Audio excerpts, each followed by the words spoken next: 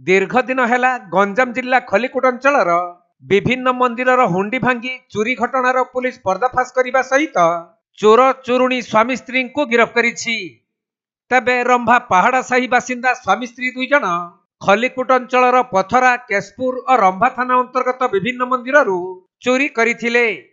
हेले खलिकोट पुलिस जातीय राजपथरे गाड़ी चेकिंग करुवा बेले एक स्कूटी जुगे जाउथबा सही स्वामी स्त्री को संदेह करी पुलिस अटकाई जांच करिबारु स्कूटी डिक्कीरु नगद 30,000 टंका, 3टी मोबाइल, गोटे सोना खड़िका और रूपा लकेट सहित लुहा रड और स्क्रू ड्राइवर थिबा देखिबाकू पाइथिले।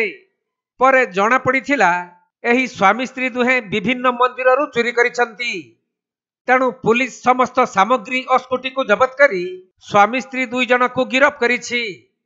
तेबे जिल्लार विभिन्न मंदिररु चोरी अभियोग आसिबा परे गंजाम एसपी निर्देश क्रमे रंभा थाना एवं खलिकोट थाना को नहीं 2टी स्वतंत्र टीम गठन करा जायथिला, जहा पुलिस को मिली बड़ सफलता। तेणु ए नहीं आयोजित एक सांबादिक सम्मेलन में छत्रपुर एसडीपीओ समस्त तथ्य संपर्क में सूचना देवा सहित एही दंपति को रिमांड रे नहीं अधिक तदंत करा जिवो बोली कहिसंती। गत 2 मास हैला हमर खलिकोट और रंभा थाना एरिया रे विभिन्न मंदिर हुंडी चोरी अभियोग आसला। से आमर सबुदिन सकाळे नाका लगिला। आमे पथरा मंदिर चोरी बेले आम गोटे सीसीटीवी फुटेज पाइलु। सीसीटीवी फुटेज रे पाइलु जे गोटे पुरुष लोक गोटे स्त्री लोक ये घटना करुचंती। सीसीटीवी फुटेज को आधार करी आमर आज सकाळे आमर पुलिस ब्लॉकिंग चलता। से स्वामी स्त्री के आम देखा पाइलु। आमर से सन्देह है से नाली स्कूटी रंग स्कूटी से आसुले टुवर्ड्स ब्रह्मपुर जाऊे। आमर केशपुर पाखे ब्लॉकिंग थिला। से उभय स्वामी स्त्री को आम धरिया सक्षम हेलु एवं सन्देह रे गाड़ी चेक कला बेलू गाड़ी डिक्की रे पूरा जो खुचरा पैसा पूरा भर्ती होता। सेठू आमर सन्देह है। सन्देह की इंटरोगेशन कलापर सेठी से कन्फेस कले जे आमे ये आखपाखर 4 गोटी मंदिर 2 मास भितर चोरी करिचु।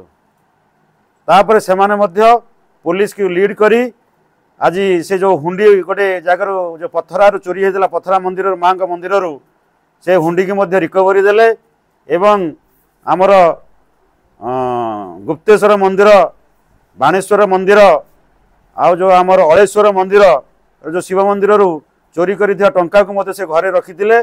आउ समस्त समस्त टंका को मध्य रिकवरी देले। आमे 2 जन को डिटेन कर रखिछु। से 2 जन लोक हेले रंभा पहाड़ साई से कृष्णचंद्र बेहेरा एवं ताको वाइफ दीप्तिमयी बेहेरा।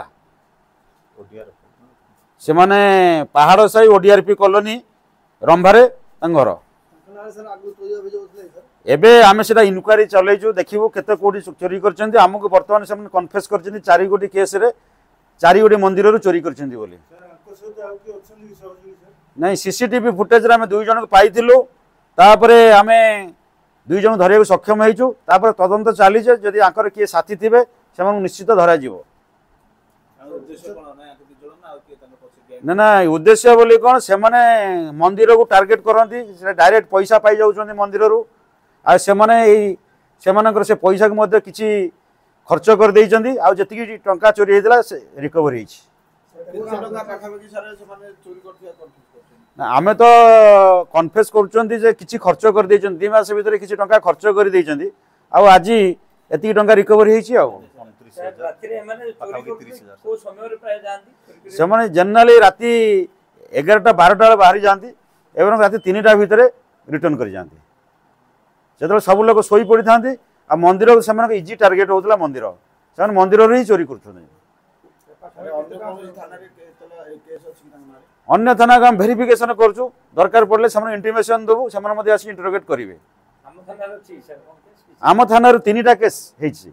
आम थाना 3टा केस गोटे बाणेश्वरी मंदिर जोटा चोरी आ गुप्तेश्वर मंदिर चोरी से कन्फेस करचंती। आ पथरा माँ का मंदिर चोरी आ रंभा थाना एरिया रे अलेश्वर मंदिर चोरी करचंती। सर्कमस्टांसेस कौन सी तो सबुदिन राति 11टा जो दिन पैसा दरकार है खर्च करदे सरीगला से जाती इजी टार्गेट मंदिर हुंडी की टार्गेट करती